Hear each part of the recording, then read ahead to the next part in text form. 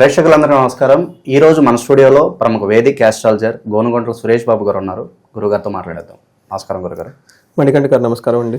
గురుగారు, ఏప్రిల్ మాసంలో మకర రాశి వారికి ఎలాంటి ఫలితాలు ఉండబోతున్నాయి? సో మనకి ఏప్రిల్ మంత్ కనుక చూసుకుంటే చాలా 3 ముఖ్యమైన పండుగలు ఉన్నాయండి. శ్రీరామనవమి ఉంది, తర్వాత మనకి హనుమత్ జయంతి ఉంది, తర్వాత అక్షయ తృతీయ ఉంది. ఇలా 3 ముఖ్యమైన పండుగలు ఉన్నాయి కూడా. ఇవన్నీ మనకి చూసుకుంటే విష్ణువుకి సంబంధించిన పండుగలేనండి. మనకి శాస్త్రాలు ఏం చెప్తారంటే ఎవరైతే లక్ష్మీనారాయణ పూజిస్తారో వాళ్ళకి చక్రవర్తిత్వం వస్తుంది.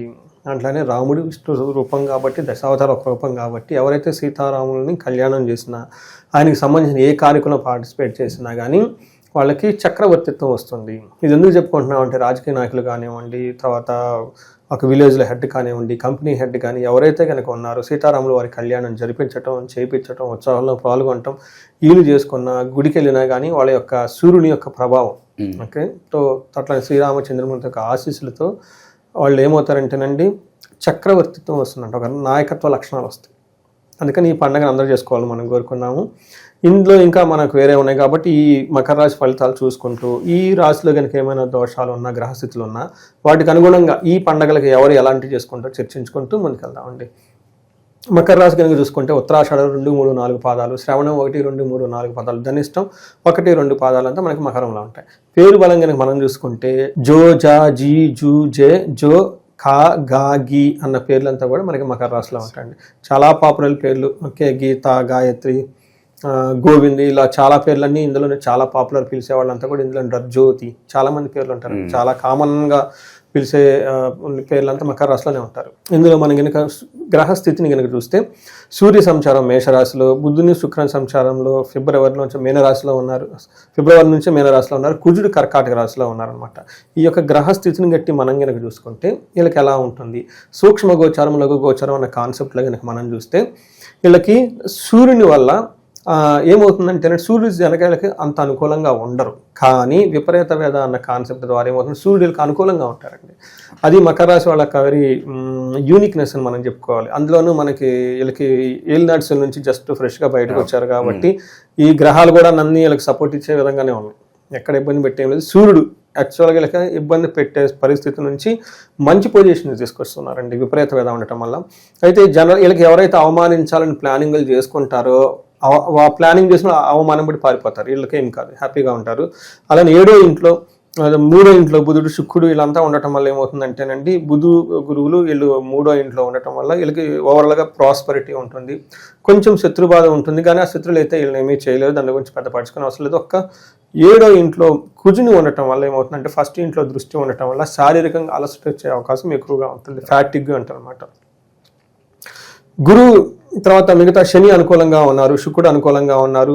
గురువు కొంచెం శని పుత్ర ధన లాభము, కొంచెం పుత్రుల నుంచి ధన లాభం కొంచెం స్లో అవుతుంది ప్రొసీజర్ తప్ప వేరే ఏం లేదు. ఓవరాల్గా కనుక చూస్తే వీళ్ళకి ఒక మంచి ప్లానటరీ కాంబినేషన్ ఉంది అని మనం చెప్పుకోవాలి.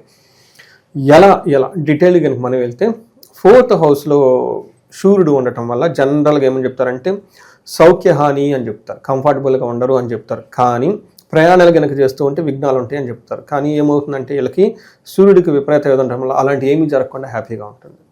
ఓకే. అంతేకాకుండా ప్రొఫెషనల్ మ్యాటర్స్లో సూర్యుని యొక్క దృష్టి ఉండటం వల్ల ప్రొఫెషనల్ మ్యాటర్స్లో చాలా అచీవ్మెంట్ ఉంటుంది, ప్రమోషన్స్ వస్తాయి, అన్నీ వస్తాయి, చాలా బాగుంటుంది. మకర రాశి వాళ్ళకి బిందాస్ ఏది చూసినా బాగుంటుంది. వీళ్ళకి 7వ ఇంట్లో కుజుడు ఉండటం వల్ల ఇది కొంచెం జాగ్రత్తగా ఉండాల్సిన పరిస్థితి వీళ్ళకి. కుజుడు ఈ ఒక్క గ్రహానికి కొంచెం పరిహారాలు చేసుకుంటే చాలా బాగుంటుంది. వీళ్ళకి ఏమంటుంటే కువార్త చెడు వార్తలు వినే అవకాశం ఎక్కువగా ఉంటుంది. పుత్ర భాతృణం క్రోధ అంటే వీళ్ళు పుత్రులతోటి అన్నదమ్ములతో గొడవలు అవుతాయి అంట. ఈ విషయంలో కొంచెం జాగ్రత్తగా ఉండాలి. 10వ ఇంట్లో దృష్టి ఉండటం వల్ల అగైన్ ప్రొఫెషనల్ మ్యాటర్స్లో చాలా బాగున్నాను, కొంచెం అటు ఇటు ఎక్కువగా తిరుగుతూ ఉంటుంది అనమాట. అప్పటిదాకా కంఫర్టబుల్గా చేసుకుంటే కంఫర్ట్ లేకుండా లెగిసేసి అటు ఇటు హంగామా చేస్తూ అడావుడిగా తిరిగే ఎక్కువగా ఉంటుంది. ఎవరైనా శత్రుత్వం ఉంటుంది సహజంగా, కానీ ఇది వీళ్ళని ఇబ్బంది పెట్టే అంతలా ఉండదు. అందుకని శత్రువులు ఎవరి నుండి చూసి చూడనట్టు అలా వదిలేస్తాం చాలా బెటర్ వీళ్ళకి. ఎందుకంటే గ్రహాలు వీళ్ళకి అనుకూలంగా ఉన్నప్పుడు వీళ్ళు ఏం చేస్తారండి, మనుషులు అంతే కదా. టైం బాగానప్పుడు మన పక్కన ఉన్నాడే మనకి ఎందుకు పడవచ్చు. మనకి టైం బాగుందనుకోండి, ఎవరో అనామకుడు ఏమి తెవని కూడా మనకు ఒక అదృష్టాన్ని చూపించవచ్చు కదండి. అందుకని వాళ్ళకి అంత బాగుంది కాబట్టి వీళ్ళంతా పెద్ద రిస్క్ తీసుకుని చేయని అవసరం ఏం లేదు. 2nd హౌస్లో ఉండటం వల్ల కొంచెం దుర్మార్గుల సమావాసం, బ్యాడ్ కంపెనీ, ఇవన్నీ జరిగే అవకాశం ఎక్కువ, కఠినంగా మాట్లాడటం, అరవటం, ఇవన్నీ అంటే టోటల్గా వీళ్ళు కొంచెం ఇంటర్పర్సనల్ స్కిల్స్, వీళ్ళ యొక్క నడవడిక, బుద్ధి జాగ్రత్తగా పెట్టుకుంటే పెద్ద వీళ్ళకి ఎక్కడ ఏ విషయంలోనూ కూడాను ఇబ్బంది ఉండే పరిస్థితి ఏమీ లేదు. శుక్రుడు 3వ ఇంట్లో ఉండటం వల్ల మిక్స్డ్ రిజల్ట్ అండి. కొన్ని గ్రంథాల్లో కొంచెం బాగుండదని రాశారు, బట్ నా ఎక్స్పీరియన్స్ ప్రకారం, నాది మకర రాశి కాబట్టి నా ఎక్స్పీరియన్స్ నేను కూడా చెప్తుంటాను కాబట్టి ఎలా ఉంటుందంటేనండి, మిత్రుల వల్ల లాభము, గౌరవ వృద్ధి, మాటల చలామణి, పలుకుబడి, ఇవన్నీ వస్తుంటుంది అనమాట. ఈ ఒక రకంగా చూస్తారంటే శుక్రుడు చాలా బాగా ఫేవరబుల్గా ఉంటారు వీళ్ళకి అన్ని కూడా మంచి. అందులో శుక్రుడు వీళ్ళకి ఉచ్చ స్థానంలో ఉన్నారు. ఉచ్చ స్థానంలో ఉన్న గ్రహం ఎప్పుడు మంచి చేస్తుందండి, ఇది ఒక థీరీ. అందుకని మకర రాశి వాళ్ళకి శుక్రుడు కూడా యోగ్యతనిస్తున్నాడు. అన్ని గ్రహాలు బాగుంటాయి కాబట్టి 9వ ఇంట్లో దృష్టి ఉండటం వల్ల దైవ చింతన, పుణ్యకారంలో పార్టిసిపేట్ చేయటం, ఫాదర్ లాంటి వాళ్ళతో కలిసి ఉండటము, దూర ప్రయాణాలు చేయాలనుకున్న వాళ్ళకి బాగా అనుకూలంగా ఉండటం, ఓవరాల్గా ప్లేజర్స్ చక్కగా ఉంటుంది. మనం కనుక ఈ గ్రహాలు కనుక చూసుకుంటే మనం వరుసగా మకర, కుంభ, మీన ఏది చూసుకున్నా కానీ చాలా పాజిటివ్గా ఉంది. శ్రీ విశ్వవసునామ సంవత్సరం పేరులోనే ఉంది. అందుకని వీళ్ళకంతా బాగుంది కాబట్టి మకర రాశి వాళ్ళకి చక్కగా హ్యాపీగా ఉండి అదృష్టవంతంగా ఉండేసి సుఖంగా ఉండాలని కోరుకున్నాను. శుభకార్యాలు చేయడం కానీ, దానిలో పార్టిసిపేట్ చేయడం కానీ ఈ సూచనలు కనిపిస్తున్నాయి. ఈ రాశి వీళ్ళకి మంచి అదృష్టం ఉందండి. ఏ పని చేసినా కానీ జయం ఉంటుంది, ధనలాభం ఉంటుంది, విశేష ధనలాభం ఉంటుంది. ధనం విషయంలో వీళ్ళు కొంచెం ఎక్కువగా ఓవర్ కమిట్మెంట్స్ ఉంటాయి కాబట్టి ధన ప్రవాహం వస్తుంది, అంత వచ్చినా దానికి సరిపోదు కాబట్టి వీళ్ళు కొంచెం ఆప్టిమిజంగా ఉండి ముందుకెళ్ళాలి. అలాగే గురుగారు, విద్యార్థుల పరిస్థితి ఏంటంటారు? విదేశీ ప్రయత్నాలు చేసుకోవచ్చు ఈ మాసం? చక్కగా బ్రహ్మాండంగా విదేశీ ప్రయత్నం చేసుకోవచ్చు. దాంట్లో చాలా ఫేవరబుల్గా ఉంది వీళ్ళకి. మకర రాశి వాళ్ళకి శని యోగ్యతనిస్తూ ఉన్నారు. ఇప్పుడు ప్రస్తుతం గురువు యోగ్యతగా ఉంది, అన్ని గ్రహాలు అనుకూలంగా ఉంది కాబట్టి వీళ్ళకి మంచి క్వశ్చన్ అడిగారు. 12వ ఇంట్లో మే 18వ తారీఖు నుంచి ఇంకా అనుకూలంగా ఉంటుంది. నేను ఒక కాల్ నుంచి వచ్చింది, అమెరికా నుంచి 1 year అయిపోయిందండి. నాది గ్రాడ్యుయేషన్ ఎంఎస్ అయిపోయింది. జాబ్ ట్రయల్స్లో ఉన్నాను. రైట్ క్వశ్చన్ అడిగారు, వాళ్ళది మకర రాశి. రైట్ క్వశ్చన్ అడిగారు, నాది వేసా ఇదంతా ప్రాబ్లం అవుతుందండి అదండి అని సేమ్ రిలేటెడ్ క్వశ్చన్ అనమాట. సో నేను అదే చెప్పాను వాళ్ళకి కూడా, May 18 తర్వాత బాగుంటుంది, ఫారిన్లో ఉండే అవకాశం. రియల్ టైం కేస్ స్టడీ నేను చెప్పేది ఏంటంటే, నిన్న ఫోన్ ఈరోజు మనం షూట్ పెట్టుకున్నాం కాబట్టి మకర రాశి వాళ్ళది సేమ్ అదే. 12వ ఇంట్లో రాహు మే వస్తున్నారండి 18న. 12వ ఇంట్లో రాహు ఫారిన్ స్టేని ప్రమోట్ చేస్తుంది. మీది H1 వీసా పిక్ అవ్వలేదని, లేదంటే జాబ్ రాలేదని టెన్షన్ పడద్దు, ఇండియాకి వచ్చేద్దాం, అక్కడ ఉందాం, చాలా మంది క్వశ్చన్లు అడుగుతూ ఉంటారు. మార్నింగ్ కూడా కాల్స్ వస్తూ ఉంటాయి. మా అబ్బాయి ఆల్రెడీ వెళ్ళిపోయి 2 years అయిపోయిందండి, 3 years అయిపోయిందండి, జాబ్ లేదండి, ట్రంప్ వచ్చాడండి, ఇవన్నీ లిస్ట్ చెప్తా ఉంటారు. సో నేను ఆయన్ని తెలిసిన స్టోరీ కాబట్టి వాళ్ళ ప్లానెట్స్ ఎలా ఉంది రాశిని బట్టి చెప్తూ ఉంటా. అందుకని ఈ రాశి వాళ్ళు ఒకవేళ అక్కడ ఉండి జాబ్ లేకపోయినా టెన్షన్ ఇవ్వడం వస్తుంది, ఖచ్చితంగా జాబ్ వస్తుంది. కొత్త ఆపర్చునిటీ వస్తే చక్కగా పోయి పికప్ చేసుకోండి, ధైర్యంగా కాన్ఫిడెంట్గా ముందుకెళ్ళండి. గురుగారు, అలాగే వైవాహిక జీవితం ఎలా ఉంటుంది? సంతానం కోసం ఎప్పటి నుంచో ఎదురు చూసే వాళ్ళకి ఏదన్నా గుడ్ న్యూస్ ఉందా? వీళ్ళకి మే వరకు చాలా బాగుందండి. మే తర్వాత గురువు కొంచెం టఫ్ అయిన సిచ్యువేషన్లోకి వెళ్తున్నారు కాబట్టి కొంచెం రెమెడీలు, పరిహారాలు తీసుకుంటే బాగుంటుంది.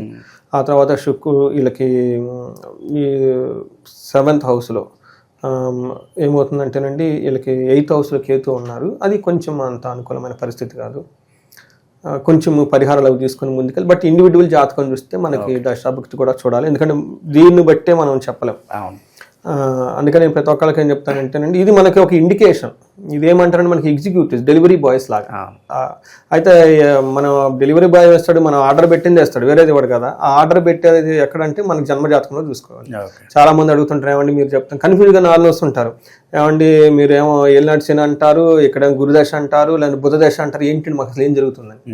అందుకని ఏం చెప్తారంటే జన్మజాతకంలో రూట్, జన్మజాతకంలో ఉంటేనే గోచారంలో అప్లై అవుతుంది. ఇక్కడ మనం చాలా చెప్పుకుంటాం, కొన్ని విషయాలు మృతం అని చెప్పుకుంటాం, కొన్ని విషయాలు నాశనం అంటాం, కొన్ని విషయాలు అద్భుతం అంటాము.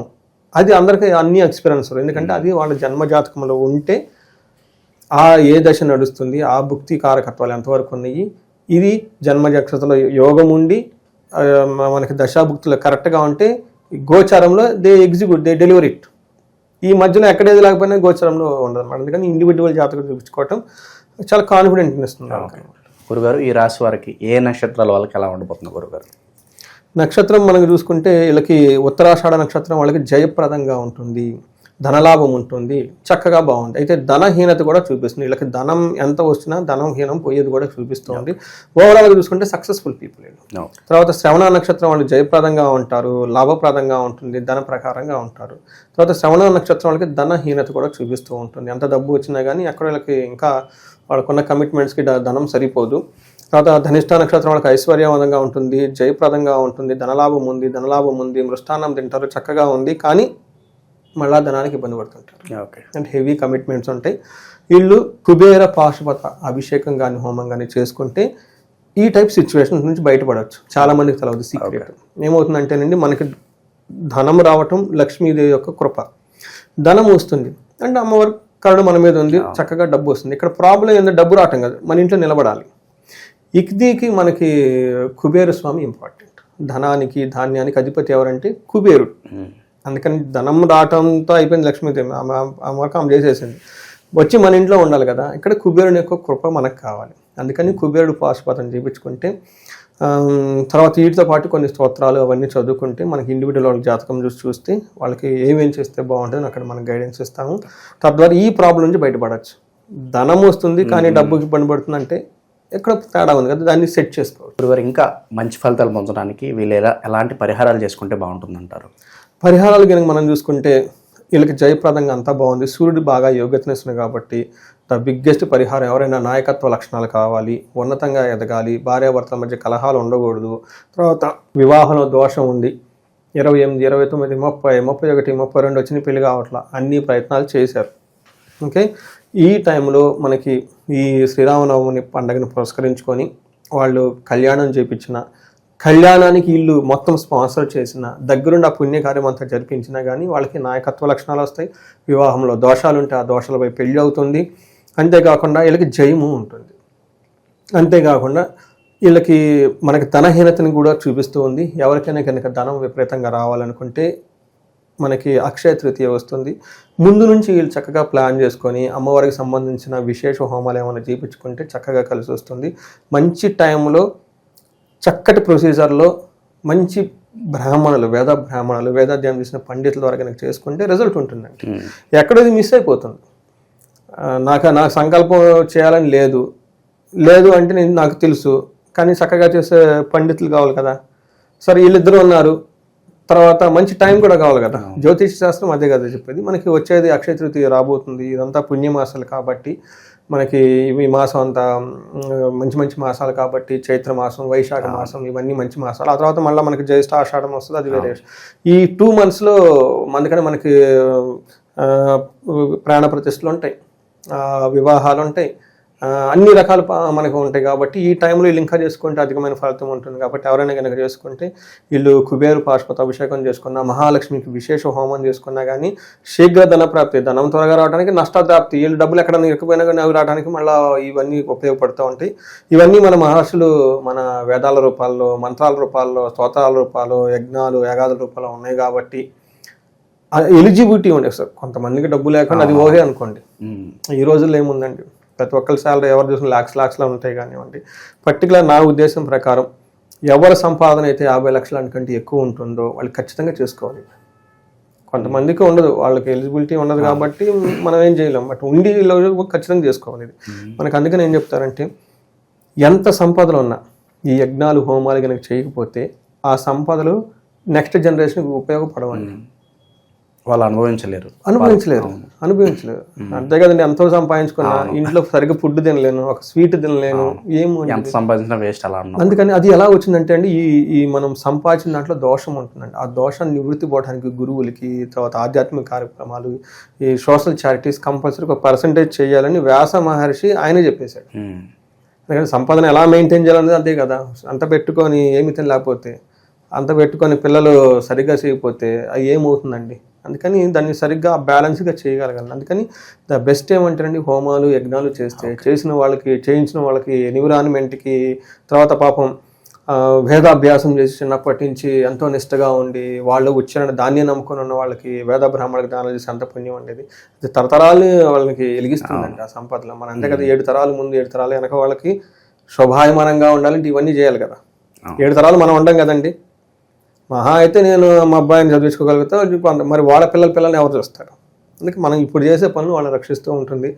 సహజంగా ప్రతి పనిలో నెగిటివ్ వైబ్రేషన్ తెలుసో తెలకో తప్పులు చేస్తూ ఉంటాము. అవన్నీ క్లీన్ చేసుకోవాలి, వచ్చే మన జనరేషన్ అంతా బాగుండాలి కాబట్టి ఖచ్చితంగా చూపించుకోవాలి. ఓకే.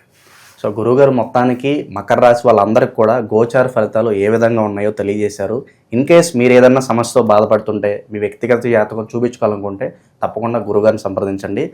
సో మీకు మీ సమస్యకు తగిన పరిష్కారం, రెమెడీస్ కూడా గురువుగారు తెలియజేస్తారు. చాలా బాగా వివరించారు గురుగారు. ధన్యవాదాలు. ధన్యవాదాలు.